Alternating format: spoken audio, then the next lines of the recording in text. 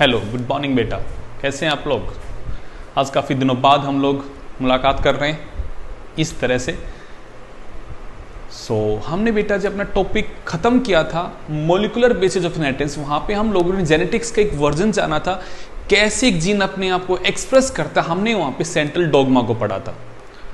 हमने जेनेटिक्स जब पढ़ा तो हमने वहाँ पे मोनोहाइब्रिड क्रॉस क्या होता है, डाईहाइब्रिड क्रॉस क्या होता है, लिंकेज क्या होता है, क्रॉसिंग और क्या होता है, म्यूटेशन, फिर क्रोमोसोमल डिसऑर्डर क्या होते हैं, जेनेटिक डिसऑर्डर क्या है।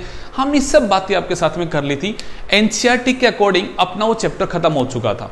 बोर्ड पॉइंट ऑफ व्यू से चैप्टर आपका खत्म हो चुका है, बट कुछ उसमें ऐसे टॉपिक्स हैं जो कि हमारे नीट में स्पेसिफाई आते हैं या उसमें आपके वो जरूरी है उनको समझना है। यहाँ पे कुछ जीन इंट्रैक्शन है तो हम उनकी बातें आपके साथ करेंगे बेटा जी। आज थोड़ा सा लंबा लेक्चर है, तो थोड़ा लंबा टॉपिक है, तो हम एक दिन में तो नहीं कर पाएंगे उसे, बट हाँ उस पर 2-3 वीडियो बनेंगे हमारे जिनको हमें कंप्लीट करना है।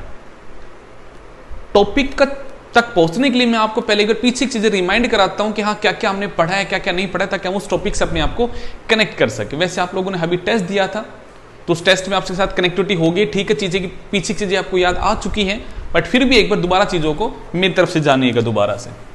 आपने सबसे पहले कहा था कि हमारा जो फादर ऑफ द जेनेटिक्स था उसका नाम था जॉर्ज मेंडल, और उसने क्या कहा कि हमारे पास या किसी भी ऑर्गेनिज्म के पास एक फैक्टर है जो एक कैरेक्टर को कंट्रोल करता है, और इस फैक्टर की 2 फॉर्म होती है, 2 अल्टरनेटिव फॉर्म है। एक फॉर्म का हम बोलते हैं बेटा जी डोमिनेंट, जो कि अपने आप को एक्सप्रेस करता है फिनोटाइप में homozygous as well as in the heterozygous condition में। आप ऐसा कह सकते हो, मैं एक एग्जांपल लेके बता रहा हूं आपको, यहाँ पे इन द होमोजाइगस और as well as in the heterozygous condition जो अपने आप को एक्सप्रेस करता है। और इसी फैक्टर की जो दूसरी फॉर्म होती है उसका हम बोलते हैं कि वो फॉर्म होती है रिसेसिव, और ये वाली जो फॉर्म है ये अपने आप को एक्सप्रेस करती है only in the homozygous condition. ये कभी हेट्रोजाइगस में अपने आप को एक्सप्रेस नहीं कर पाती है। ये सब वर्ड आपने पढ़े थे बेटा जी। आपने कहा था ये जो 2 फॉर्म होती है एक ही फैक्टर की, इन फॉर्म्स को हम क्या बोलते हैं बेटा जी? यहाँ पे अलील बोलते हैं, ठीक है। आपने ये भी कहा था सर अलील एक्चुअली क्या, अगर हम डीएनए के यहाँ पे समझ के देखते हैं, हम कुछ ऐसा कहते हैं ये हमारा पेयर ऑफ क्रोमोजोम है और ये हमारे दोनों होमोलोगस क्रोमोजोम है, और इसके इस पोजीशन के ऊपर एक जीन बैठा है, तो मैं कहूंगा इसके बिल्कुल सामने एट द सेम लोकस पे इसी जीन के एक और फॉर्म बैठी है, तो हमें कहते हैं बेटा जी यहाँ पे अलील के बारे में a pair of gene that are present at the same locus, that are present at the same locus on the homologous chromosome। आपने ये कहा a pair of gene that are present at the same locus on the homologous chromosome। हम इस pair of gene को क्या बोलते हैं बेटा जी? यहाँ पे अलील कहते हैं। ये सब बातें आपको पता है। आपने ये कहा था मेंडल जी ने जब वहां पे आपके क्रॉस करवाए थे बेटा जी, यहाँ पे एक उसने क्रॉस कराया था, उसका उसने नाम रखा था बेटा जी यहाँ पे मोनोहाइब्रिड क्रॉस, एक उसने कराया था बेटा जी वहां पे डाईहाइब्रिड क्रॉस। आपने मोनोहाइब्रिड के बारे में ये कहा था कि ड्यूरिंग द क्रॉस हमने एक सिंगल कैरेक्टर को कंसीडर किया था, लाइक हाइट का कैसा ट्रांसफर हो रहा है, उसकी सीड के कलर का कैसा होता है, हम किसी एक कैरेक्टर को कंसीडर करते हैं ड्यूरिंग द क्रॉसिंग, तो वो क्या बन जाता है बच्चा आपका? Monohybrid cross. और ड्यूरिंग द क्रॉसिंग अगर हम 2 कैरेक्टर की इनहेरिटेंस को एक साथ स्टडी करें तो वो क्या बन जाता है बेटा जी आपका यहाँ पे? Dihybrid cross. आपने कहा सर यहाँ पे जो फिनोटिपिक रेशियो था वो था बेटा जी यहाँ पे 3:1 का, और जीनोटिपिक रेशियो क्या था बेटा जी यहाँ पे? 1:2:1 का। जबकि डाईहाइब्रिड क्रॉस के अंदर हमने फिनोटिपिक रेशियो की बात की थी बेटा जी, वो क्या आया था? 9:3:3:1 का आया था। ये सब बातें हमने की थी। हमने ये आपको बताया था कि मेंडल जी ने जब काम किया तो उसने सिलेक्ट किया था पी प्लांट को, और पी प्लांट को सिलेक्ट करने के कुछ रीजंस थे यहाँ पे। उसमें प्योर लाइन इजिली अवेलेबल है, उसमें कॉन्ट्रास्टिंग करेक्टर अवेलेबल है यहाँ पे, उसमें F1 जनरेशन हाइब्रिड होती है बेटा जी यहाँ पे आपका। आप उसमें ब्रीडिंग को क्या कर सकते हो बेटा जी यहाँ पे? इजिली कंट्रोल कर सकते हो। यहाँ पे आपका शॉर्ट लाइफ स्पैन है उसके यहाँ पे, और नंबर ऑफ ऑफस्प्रिंग पर जनरेशन क्या बहुत ही ज्यादा है। तो हमने कहते ये कुछ ऐसे करेक्टर थे जो उसे एडवांटेज दे रहे थे बेटा, जिसकी वजह से हमने पी प्लांट को यहाँ पे सिलेक्ट किया था ड्यूरिंग द क्रॉसिंग। ये सब बातें आपने की थी। फिर आपने ये भी कुछ कहा था कि मेंडल जी वहां पे फेल हो गए थे। क्यों फेल हुए थे? उसके हमने कुछ रीजन जाने थे कि उसका वे ऑफ कम्युनिकेशन सही नहीं था, उसने वहां पे फैक्टर के बारे में, केमिकल कंपोजिशन, उसकी फिजिकल एग्जिस्टेंस के बारे में नहीं बता पाया था। यहां पे आपका उसने मैथमेटिक्स का यूज किया था, बायो के अंदर जो लोगों ने एक्सेप्ट नहीं किया था, और कॉन्टिन्यूअस वेरिएशन के बारे में वो आपको नहीं बता पाया था। ये सब बातें हमने आपसे कर ली थी।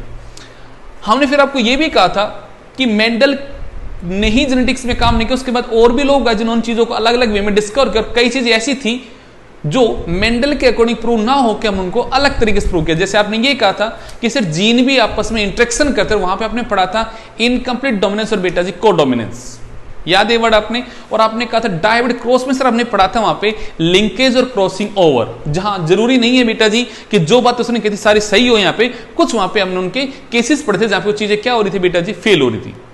तो उसने कुछ कंक्लूजन निकाले थे। कंक्लूजन क्या क्या थे, आपने उनके बारे में कुछ बातें की थी कि उसने मोनोहाइब्रिड क्रॉस के बिहाफ पे कंक्लूजन निकला, और पहला था बेटा जी यहां पे जिसको कोरेंस ने लॉ का नाम दिया था। उसने सबसे पहला लॉ दिया था बेटा, जिसका नाम था यहां पे लॉ ऑफ डोमिनेंस।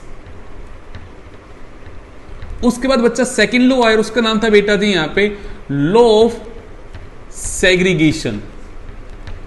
और ये दोनों लॉ बेटा उसने किस बिहाफ पे दिए थे, द बेसिस ऑफ द बेटा जी यहां पे आपके मोनोहाइब्रिड क्रॉस दिए थे। और फिर आपने कहा था डायहाइब्रिड क्रॉस के बिहाफ पे सर आया था एक नया लॉ, उसका नाम था बेटा जी यहां पे law of independent assortment.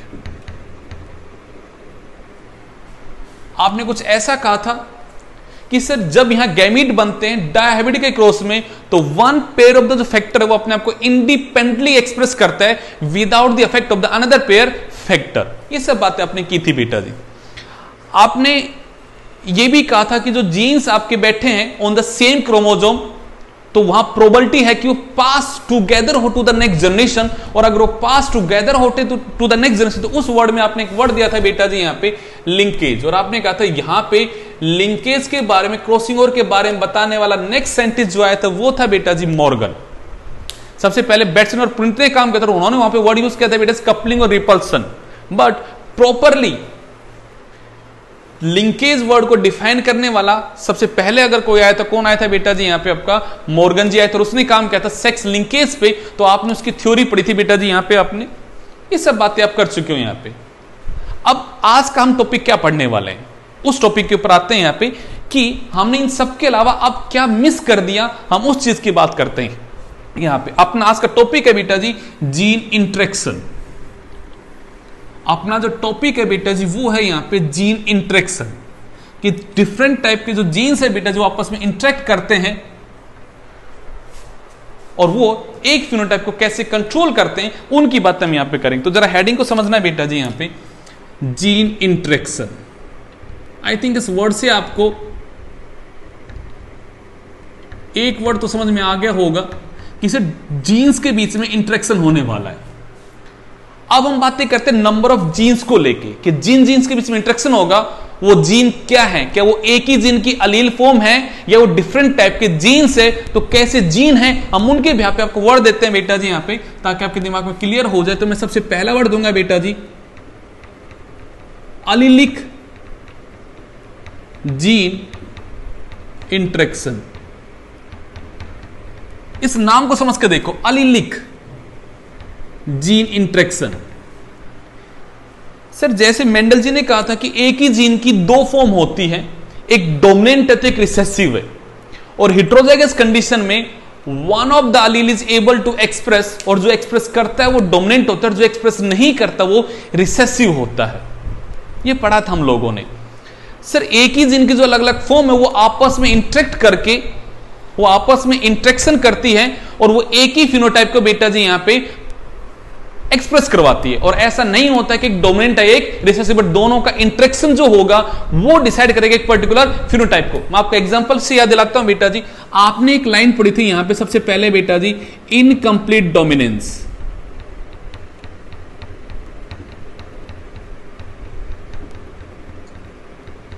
Piyush बेटा इस बात पे सोच के देखो, इनकम्प्लीट डोमिनेंस के केस में आपने क्या पढ़ा था। आपने ये कहा था सर यहां पे जो फ्लोर है वो रेड कलर का है, और यहां पे इस जीनोटाइप का जो फ्लोर है वो कैसा है, यहां पे व्हाइट कलर का है।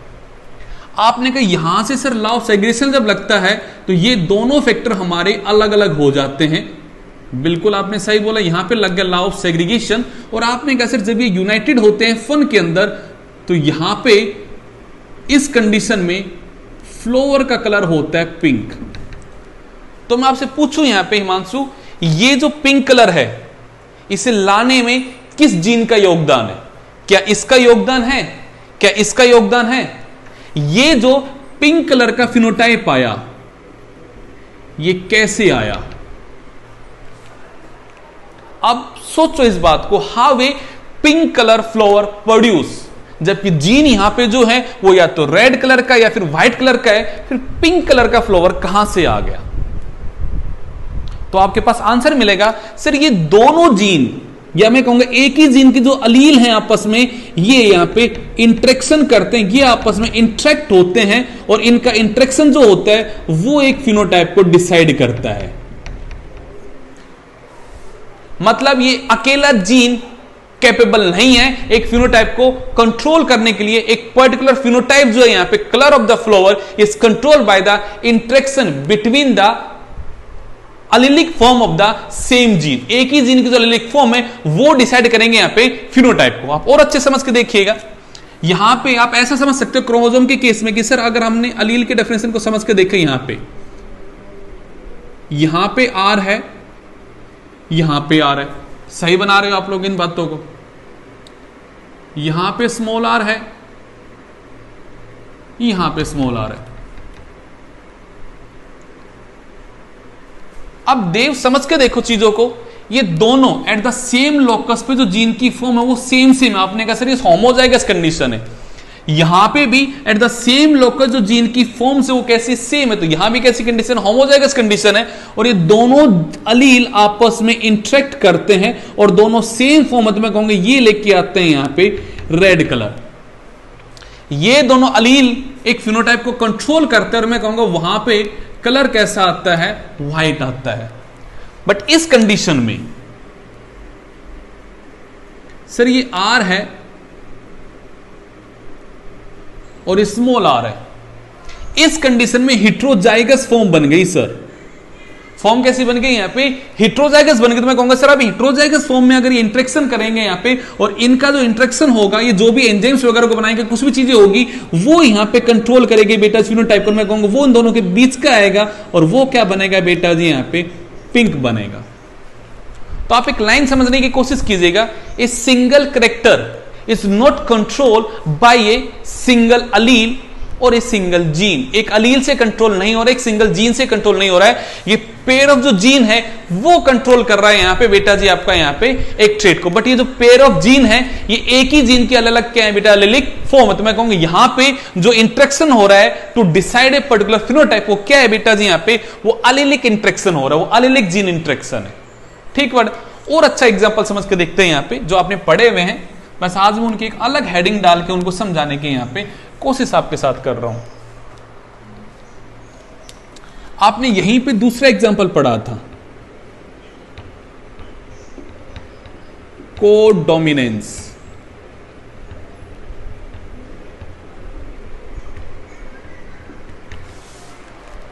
इसके केस में क्या कहा था आप लोगों ने, उस चीज को दोबारा समझ के देखते हैं। सर ये हमारा आई नाम का जीन था, ये ए है।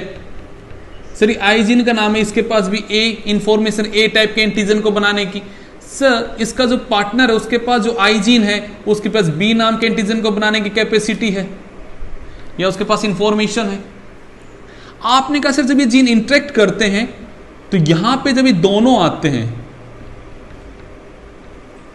इन दैट कंडीशन में हमने सर एक कंसेप्ट पढ़ा था कोडोमिनेंस, मतलब both Aleel of a gene are able to express in the heterozygous condition। ये दोनों अलील डोमिनेंट है और ये दोनों अपने आप को एक्सप्रेस करते हैं। और फिनोटाइप यहां पे जो ब्लड ग्रुप होता है बेटा वो कैसा होता है, ए बी होता है, यहां पे बी होता है और यहां पे ए होता है। जरा सोच के देखो बेटा जी, हमारा ब्लड ग्रुप एक फिनोटाइप है, हमारा ब्लड ग्रुप हमारा एक फिनोटाइप है, मैं कहूंगा हमारा एक कैरेक्टर है हमारा ब्लड ग्रुप। फिनोटाइप ना बोल के बोलेगा से एक हमारा कैरेक्टर है कि हमारा यहां पे ब्लड ग्रुप क्या है। बट ये जो ब्लड ग्रुप है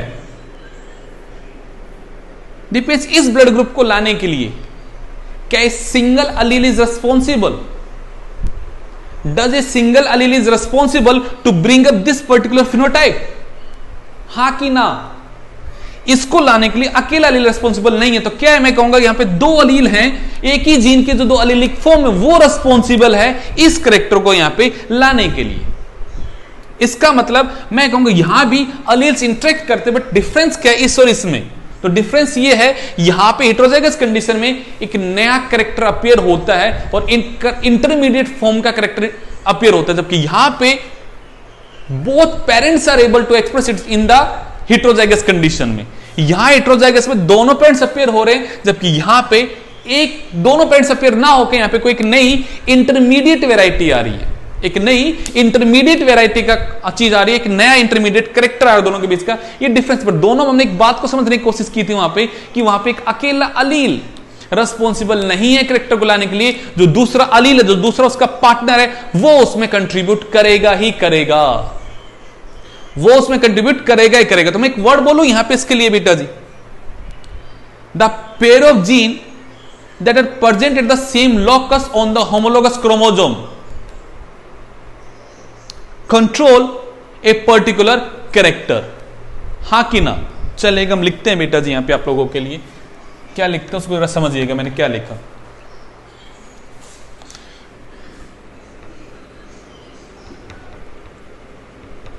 A pair of gene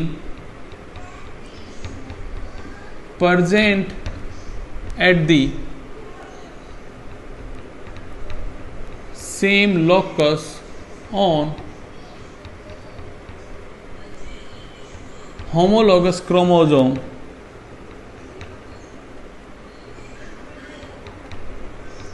control a particular character. देखो मैंने क्या लिखा है बेटा, सिंपल सी भाषा में बातें करें यहां पे, a pair of gene present at the same locus on the homologous chromosome control a particular character. आप एग्जांपल कह सकते हो सर, ये हमने पढ़ा था in the case of Mirabilis jalapa, in the case of 4 o'clock plant, dog flower, कुछ भी आप नाम दीजिएगा यहां पे, हमने सिर्फ वहां पढ़ा है। कोडोमिनेंस का सर हमने पढ़ा था वहां पे, काऊ का जो बेटा जी कोट का कलर था, कैटल्स का जो कोट का कलर था, वहां पे हमने कहा था एक रोन कलर प्रोड्यूस होता है, याद आपने रेड और व्हाइट में क्रॉस किया तो रोन प्रोड्यूस हुआ था। आपने ब्लड ग्रुप का सबसे कॉमन एग्जांपल था यहां पे, ये सब बातें आपको याद है बेटा जी। तो ये तो हमने खत्म किया था क्योंकि हमारे एनसीईआरटी बुक में भी और ये हमने सब अच्छे से पढ़ा था बेटा जी। अब हम आज दूसरी फॉर्म क्या पढ़ने वाले उसको जरा समझना है हमें यहां पे। आज का टॉपिक है बेटा जी यहां पे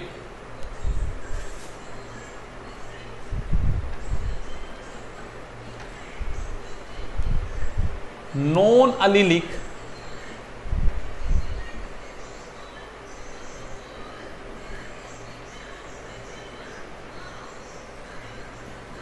जीन इंटरेक्शन।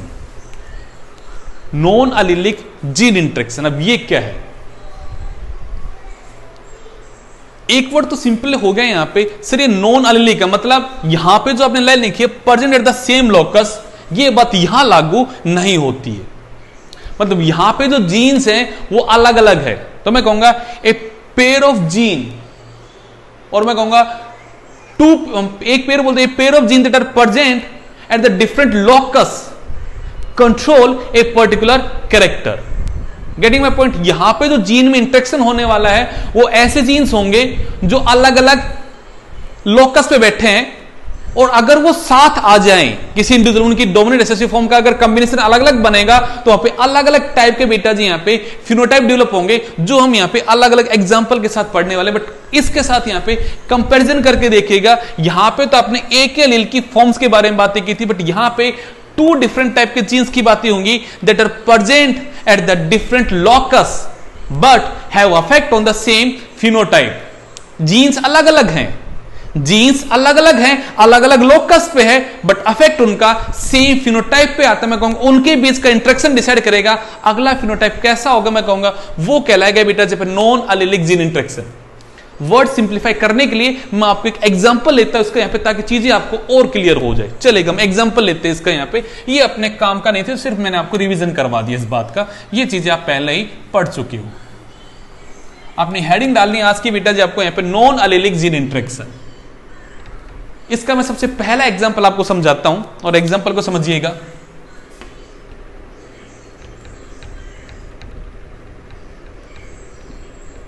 कोलैबोरेटिव,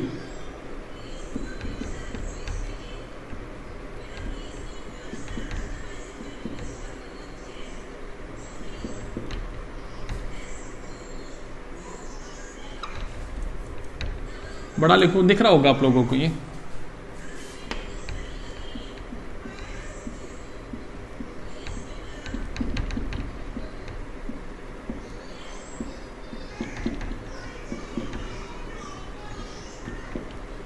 टॉपिक है बेटा जो अपना यहां पे collaborative gene interaction.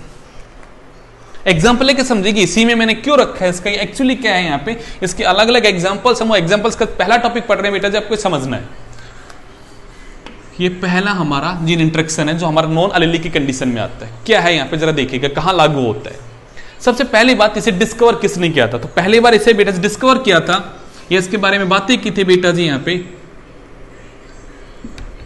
Bateson and Punnett.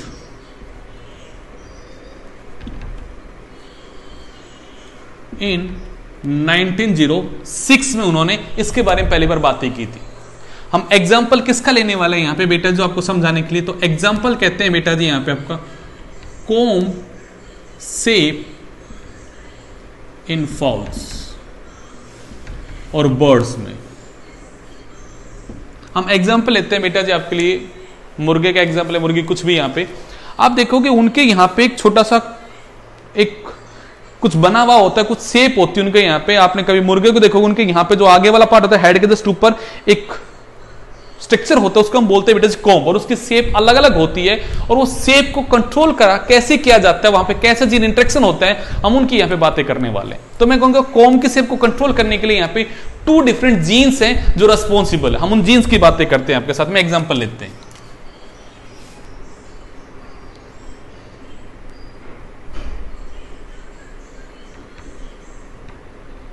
जरा समझना बेटा जी, सबसे पहले मैंने कहा ये मेल है तो हम साइन बना देते हैं बेटा जी मेल का, और ये सर फीमेल है। अब जीन क्या क्या रेस्पॉन्सिबल, जीन की बातें करते हैं यहां पे। सबसे पहला जीन है बेटा जी पी। अगर एक पी नाम का जीन है, हमने लेटेस्ट सपोज किया पी नाम का जीन क्योंकि यहां पे उसके कैरेक्टर के बिहाफ पे उसकी बातें करते हैं यहां पे। अगर ये पी नाम का जीन डोमिनेंट है, क्योंकि मैंने उसे कैपिटल बनाया है, तो वहां पे उसकी शेप होती है पी शेप, मटर के जैसा। अगर वहां पे आर नाम का जीन है तो वहां पे होती है बेटा जी रोज शेप। मैं डोमिनेंट की बात कर रहा हूं, बट अगर पी और आर दोनों डोमिनेंट है, पी और आर दोनों डोमिनेंट है, तो वहां पे शेप होती है बेटा जी वॉलनट शेप। और बेटा जी अगर ये दोनों जीन वहां पे आपके रिसेसिव फॉर्म में है तो वहां पे फॉर्म होती है बेटा जी यहां पे सिंगल शेप, एक थोड़ा सा सिंगल शेप का बनेगा बेटा जी। तो एक वर्ड को जरा समझ के देखो और इस वर्ड के साथ कनेक्ट करके देखो। जीन को कंट्रोल करने के लिए यहां पे 2 पेयर ऑफ जीन है। सबसे पहला वर्ड मैं यहां बोलूंगा इसके बारे में,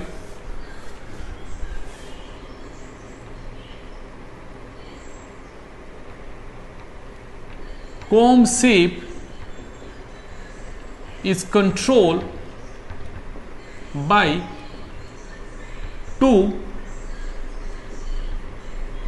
pair of genes। 2 pair of genes के द्वारा वो आपके यहां पे कंट्रोल की जा रही। देखो मैंने 2 पेयर आपको बना के दिखाए, या तो पी का डोमिनेंट है या पी का रिसेसिव है। आपने कहा सर या तो यहां पे आर है डोमिनेंट है या उसका रिसेसिव है। सर दोनों डोमिनेंट होते हैं तो इनमें एक अलग ही तरह का फिनोटाइप आ जाएगा। अगर ये दोनों जो रिसेसिव है तो वहां पे अलग टाइप का होगा, तो हम उसकी बात करने वाले हैं।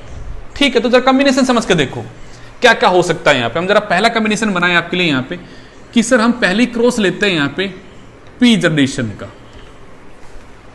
मैं पहला क्रॉस बनाता हूं आप लोगों के लिए।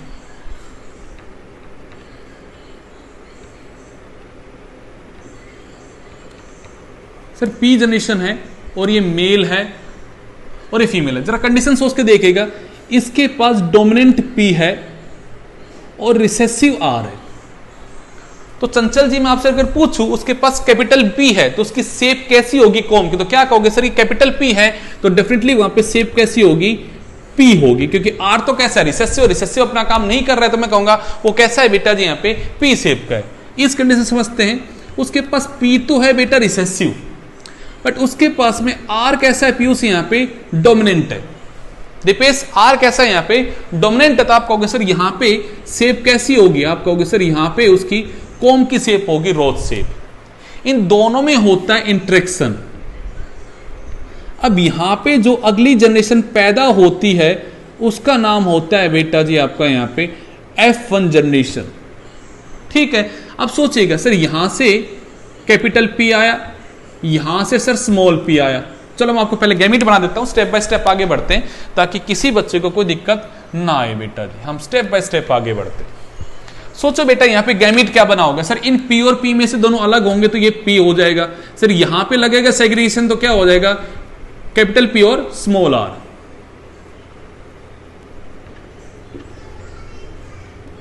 सर यहां पे वही लगा होगा, इन दोनों में लगा लॉ ऑफ सेग्रीगेशन, तो अंकिता क्या होगा यहाँ पे स्मॉल पी आया, यहां से सर एक सेग्रीगेशन लगा तो ये आ गया कैपिटल आर, ये गैमीट यहां पे बना।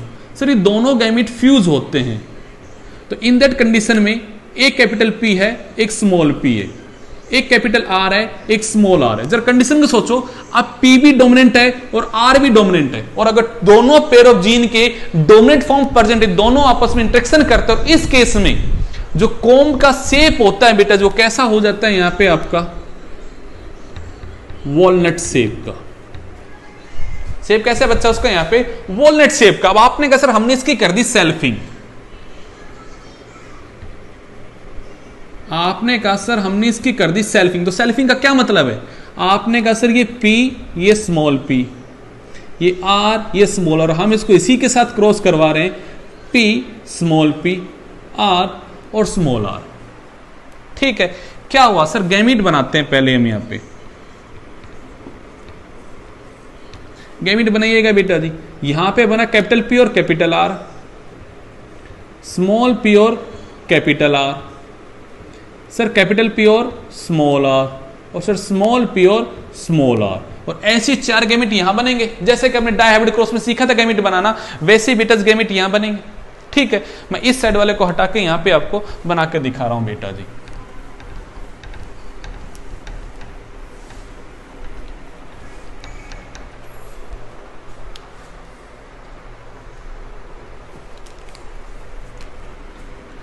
सर हम ये बना रहे हैं एक टेबल,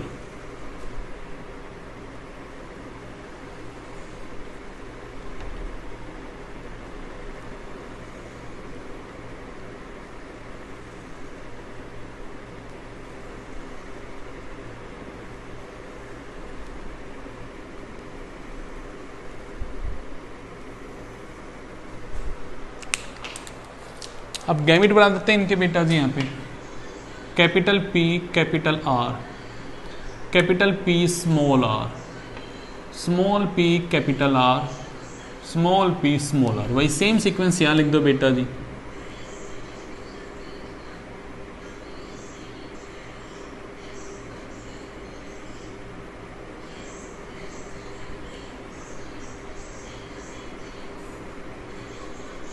क्रॉस करा दो बेटा जी, क्या होगा आपने पहले डायहाइब्रिड क्रॉस किया हुआ है तो बिल्कुल सेम टू सेम आपको वैसा का वैसा करना है। थोड़ा धीरे धीरे पढ़ रहे हैं हम यहाँ पे ताकि चीजें आपको यहाँ पे क्लियर हो बेटा जी।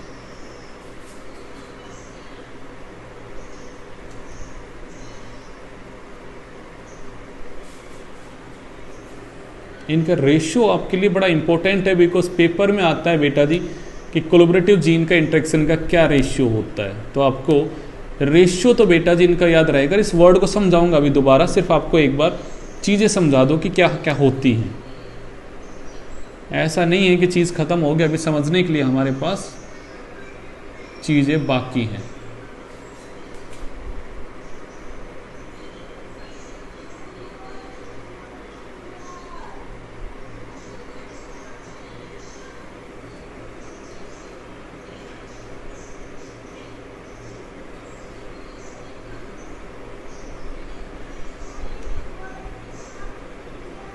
आई थिंक आप खुद इसको ट्राई करो घर पे बना के। मैं तो आप लोगों को, क्योंकि मुझे चीज़ कुछ समझा नहीं यहाँ पे, तो मैं इसको वो बातें करूँगा, बट आप इसको मेरे को कॉपी ना करके आप लोगों से रिक्वेस्ट करूँगा आप खुद इसको स्क्वायर बॉक्स को बनाना, बिकॉज आप लोग पहले प्रैक्टिस इसके बारे में कर चुके हो बेटा जी।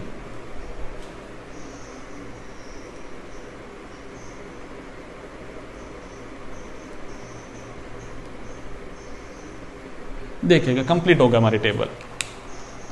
सबसे पहले हम P डोमिनेंट को ढूंढते हैं और R डोमिनेंट को ढूंढते हैं, दोनों डोमिनेंट कहां बैठे हुए। तो देखिएगा बेटा जी, इस केस में P और R दोनों डोमिनेंट है, P और R दोनों डोमिनेंट है, P और R दोनों डोमिनेंट है, P और R दोनों डोमिनेंट है। आपने यहां पे कहा सर P भी डोमिनेंट है, R भी डोमिनेंट है, P डोमिनेंट है पर R नहीं है, तो हम इसकी बातें यहां पे नहीं करेंगे आपके साथ में। यहां पे सर P डोमिनेंट है, R डोमिनेंट है, सर यहां पे R नहीं है डोमिनेंट, यहां पे सर P भी डोमिनेंट है और R भी डोमिनेंट है, ठीक बात है। सर यहाँ P डोमिनेंट है, R डोमिनेंट है, ठीक है। यहाँ सर RR है, यहाँ भी सर R है। सर यहाँ P भी डोमिनेंट है, R भी डोमिनेंट है। यहाँ सर P है, R नहीं है।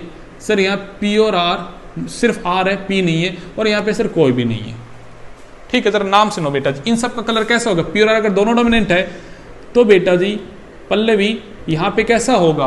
वॉलनट की शेप होगी। यहाँ भी कैसा होगा? वॉलनट होगा, वॉलनट होगा, वॉलनट होगा, वॉलनट होगा, वॉलनट होगा, वॉलनट होगा, वॉलनट होगा, वॉलनट होगा। तो मैं आपसे पूछूं वॉलनट शेप के कितने होंगे? तो आप कहोगे सर 1 2 3 4 5 6 7 8 9। तो मैं लिख देता हूं बेटा जी यहां पे फिनोटाइप।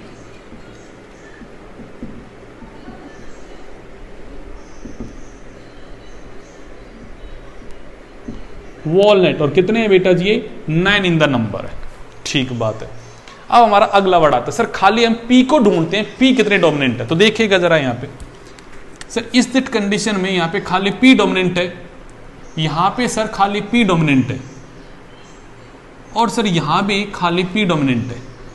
तो मैं कहूँगा P अगर है तो यहाँ शेप होगी P शेप, P शेप और P शेप, ठीक है। तो आपने कहा सर वॉलनट और हमने कह दिया P, तो इसके जनाब हैं 3 यहाँ पे, 1 2 और 3 हो गए। अगला आता है सर यहाँ पे आपका अगला कंडीशन देखते हैं, यहाँ पे खाली R डोमिनेंट है। तो आपने कहा सर ये R डोमिनेंट है, R डोमिनेंट है, R डोमिनेंट है। तो मैंने कहा भाई R अगर है तो यहाँ पे शेप होगा रोज,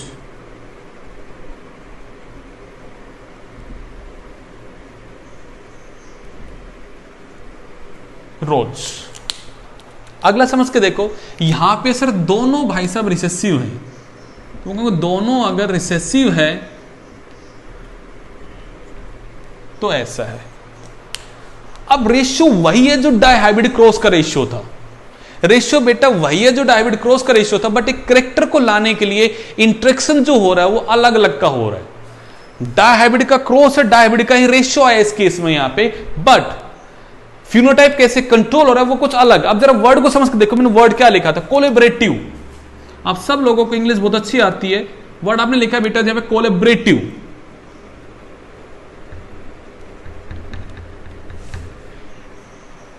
आपने सुना है ऐसा वोडाफोन का, नहीं सॉरी हाँ वोडाफोन का और आइडिया का कोलेबरेशन हो गया, वोडाफोन का आइडिया का कोलेबरेशन हो गया। कोलेबरेशन वर्ड जो आपके इंग्लिश में आता है इसका क्या मतलब होता है? मतलब अब 2 डिफरेंट कंपनीज यूनाइटेड होके एक बन गई, 2 डिफरेंट कंपनीज यूनाइटेड होके एक बन गई। मैं कहूंगा वो होता है उन लोगों में कोलैबोरेशन हो गया, दोनों यहां पे मिल गए। वैसे जरा वर्ड को समझ के देखिएगा, कोलैबोरेटिव।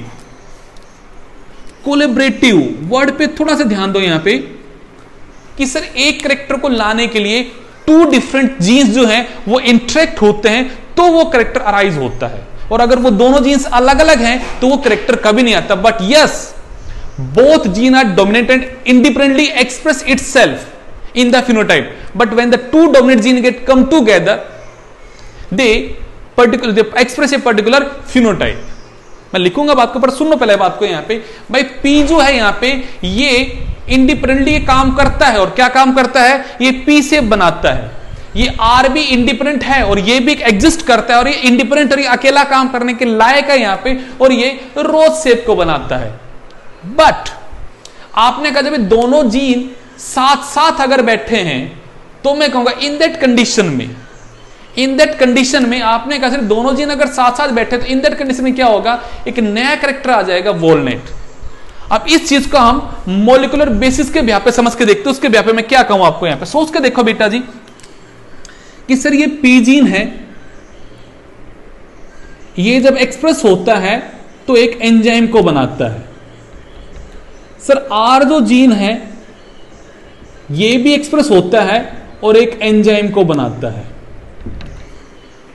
दोनों जीन यहां पे डोमिनेंट है और दोनों जीन यहां पे आपके एक एंजाइम को बनाते हैं। अब होता क्या है, आपने कहा सर सोच के देखते हैं यहां पे, ये हमारा कोई सबस्ट्रेट है, ये हमारा पीयूष बेटा जी कोई रॉ मटेरियल है, उस रॉ मटेरियल के ऊपर पी नाम का एंजाइम काम करता है। चलो मैं इसके ऊपर काम करता हूं ताकि आपकी चीजें क्लियर हो जाए अच्छे से।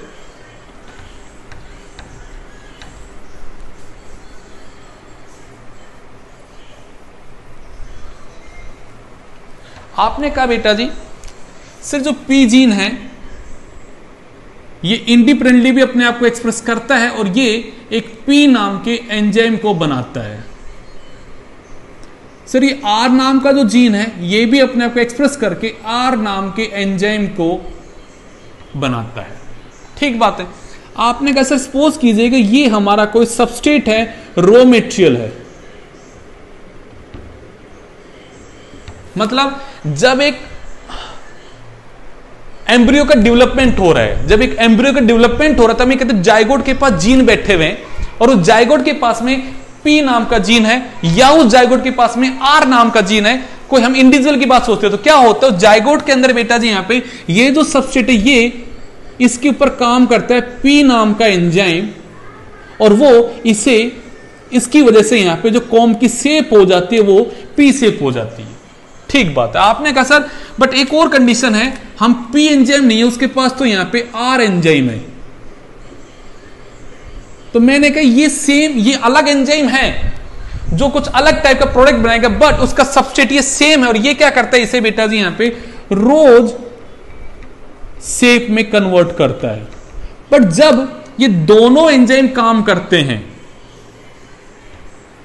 जब ये दोनों एंजाइम काम करते हैं तो इन दोनों के काम करने से जो इनका कलेक्टिवली जो शेप आती है वो कैसी आती है, यहां पे वॉलनट की शेप आती है। अभी मैंने हिमांशु आपको समझाने के लिए एक एग्जांपल लिया वोडाफोन की और बेटा जी आइडिया की कंपनी का। सोच के देखो ये आइडिया है, ये आइडिया की कंपनी और ये यहां पे वोडाफोन की कंपनी है। दोनों अलग अलग कंपनी है, दोनों अपना अपना बिजनेस करने लग रही है, दोनों के अलग अलग सिम है, दोनों अपना अपना नेटवर्क है, दोनों के अपने अपने टावर है, दोनों अलग अलग काम कर रही है। बट इन दोनों ने कहा कि चलो हम अलग अलग तो काम कर रहे हैं बट हम अपना कोलैबोरेशन कर लेते हैं इंडिया के अंदर। क्या कर लिया हम यहाँ पे, हमने अपने टावर आपस में शेयर कर लिया, अब हम यहाँ पे दोनों मिलके काम करेंगे। तो जब दोनों मिल गए तो वहां पे एक नई ही चीज बन गई। वो क्या बन गया बेटा जी, यहाँ पे आपका नया कैरेक्टर आ गया यहाँ पे, ताकि हमारी वो चीज और ज्यादा इंप्रूव हो जाए। तो इस तरह का यहाँ पे काम हो रहा है। आप इस वर्ड पे ध्यान दीजिएगा, कोलैबोरेटिव मतलब कोलैबोरेशन हो रहा है टू इंडिपेंडेंट डोमिनेंट जीन्स का। मेरे वर्ड को समझना, टू इंडिपेंडेंट डोमिनेंट जीन्स का यहाँ पे इंटरेक्शन होके एक नया फिनोटाइप क्या होता है बेटा जी यहाँ पे प्रोड्यूस होता है। क्लियर हो रहा है। तो मैं जरा डेफिनेशन लिखूं बेटा जी यहाँ पे, तो क्या लिखूंगा मैं, क्या कहूंगा, क्या हुआ कोलैबोरेटिव जीन एक्सप्रेस। तो आप ये कहोगे in collaborative gene interaction two dominant gene that are present at different locus are capable to give rise to their independent effect on the on a particular phenotype.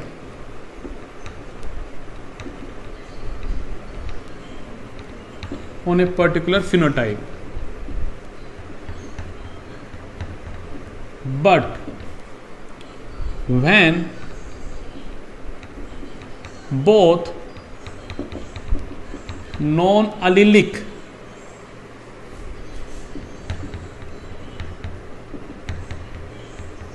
dominant gene present together, they give rise to a new different phenotype. ये बात मैं आपको समझाने की कोशिश कर रहा हूं, जो मैं आइडिया का और बेटा जी आपका वोडाफोन का एग्जांपल ले रहा हूं कि यहां पे 2 डोमिनेंट जीन है, एक का नाम है यहां पे P, तो एक है बेटा जी यहां पे आ रही है, दोनों डोमिनेंट जीन है और ये दोनों कैपेबल हैं अपने इंडिपेंडेंट अफेक्ट को शो करने के लिए एक पर्टिकुलर फिनोटाइप के ऊपर कि सर कॉम्ब की शेप है यहां पे एक बर्ड में और वो क्या शेप होगी, ये दोनों जीन इंडिपेंडेंटली कैपेबल उस शेप को कंट्रोल करने के लिए। एक का काम है पी बनाना, पी शेप बनाना, तो एक का काम है रोज शेप को बनाना। Both are independently capable to express itself into the phenotype और एक पर्टिकुलर कैरेक्टर को कंट्रोल कर रहे हैं, उसके अलग अलग वर्जन को कंट्रोल कर रहे हैं जब दोनों जीन्स अलग अलग इंडिपेंडेंट फॉर्म में बैठे हैं। तो बट अगर दोनों साथ हो जाएं, अगर दोनों साथ हो जाए, दैट इन दैट कंडीशन में वो एक नया ही फिनोटाइप डेवलप कर देते हैं, नए फिनोटाइप डेवलप कर देते हैं। बट ये जो जीन है ये अलील्स नहीं है, these are the non allelic gene that are present at the different locus, that are present at the different locus. Getting my point? आपने इनकम्प्लीट डोमिनेंस में कहा वो अलील थे और तब पिंक कलर आ रहा था। कोडोमिनेंस में आपने कहा सर यस ए और बी दोनों इंडिपेंडेंटली डोमिनेंट हैं और जब वो दोनों साथ प्रेजेंट होते हैं तो ए बी ब्लड ग्रुप आता है, पर भाई वो दोनों अलील हैं, वो दोनों अलील हैं। यहां बात हो रही है नॉन अलील जीन्स की कि they are not non, they are not allele, they are non allele, different locus पे हैं बट एक ही फिनोटाइप को कंट्रोल कर रहे हैं। That's the difference between the collaborative and allelic interaction में। चीज क्लियर हो रही है? यहां पे क्या पढ़ा हमने आज बेटा जी? यहां पे क्लियर हुआ है आपके लिए? एक छोटा सा टॉपिक मैंने समझाया बेटा जी। इसके बाद और एग्जांपल आएंगे, complementary gene, supplementary gene, epistasis, dominant epistasis, recessive epistasis, ऐसे ही इंटरेक्शन एंजाइम में अलग अलग कंडीशंस लगेंगे यहां पे। बट ये पहली कंडीशन आपको समझ में आई जहां पे मैंने 2 डिफरेंट जीन्स को आपस में इंटरेक्ट करवाया, किस तरह से इंटरेक्ट हो रहे हैं वो बातें आपके साथ में की। ज्यादा लंबा लेक्चर नहीं बनाएंगे आप लोगों के लिए, छोटा टॉपिक समझिएगा। अगले में मैं और आपके कुछ एग्जांपल्स के साथ समझाऊंगा, वहां पे अलग जीन इंटरेक्शन आएगा। बट ये पेपर में आपके सिंपल क्वेश्चंस कैसे आते हैं, आइदर इस डेफिनेशन से क्वेश्चन बनेगा, एक ऐसा कैसा स्टेटमेंट लिख के पूछा इस टाइप के जीन इंटरेक्शन को क्या बोलते हैं, तो आपको वहां पे जीन इंटरेक्शन इस डेफिनेशन के बिहाफ पे पूछा जा सकता है। या फिर क्या पूछेगा वो आपसे, कोलैबोरेटिव जीन इंटरेक्शन का रेशियो क्या है, तो रेशियो वही है डायहाइब्रिड वाला 9:3:3:1, बट उससे पूछेगा जब ऐसे 2 हमने मतलब वो कंडीशन बना के देगा, ऐसा कोई एक मेल है ऐसा कोई फीमेल है, हमने उनका क्रॉसिंग कराया, तो how many of the walnut shape का, how many of the rose shape का, वो वहां से ऐसा क्वेश्चन पूछेगा आपसे यहाँ पे। तो आपको टेबल भी समझनी है बेटा जी यहाँ पे। बट एक बात को समझो, ये रेशियो रटने का नहीं है। आपको जब भी कोई रेशियो बनाना होता है तो देखना होता है कि ऊपर क्रॉस उसने किसके बीच में करवाया। मैं यहाँ पे पी जनरेशन से लेके F2 तक गया हूं तो मेरा ये रेशियो आया बेटा जी। Getting my point? चलिएगा, इसके साथ ही बेटा जी आपका यहाँ पे आज का टॉपिक मैं ये रोकता हूं आप लोगों के लिए।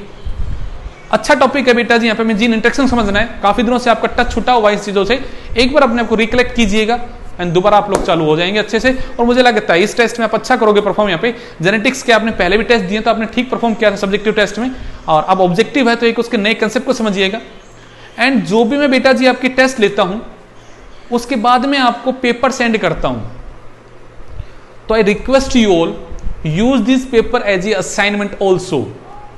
पेपर में मार्क्स कम आए इट्स ओके, कोई बात नहीं है कम आ गए तो, बट अब वो कम आ गए तो अब हम उन क्वेश्चंस को देखने की, ऐसे 50 क्वेश्चन का जो सर ने टेस्ट लिया है इसमें मुझसे ये नहीं हुए तो उनको अपनी नोटबुक में सोल्व करके देखो। वहां टाइम बाउंडेशन था कि आपको इतनी मिनट में वो सोल्व करना था, यहां सर आप हमारे पास पूरा टाइम था, कम से कम उस टॉपिक के कंसेप्ट को समझ के देखो। अगर if you any doubt in any question जो आपसे नहीं हो रहा है तो लेट मी नो, पिछले टेस्ट में से किसी भी बच्चे ने मुझसे डाउट नहीं पूछे हैं।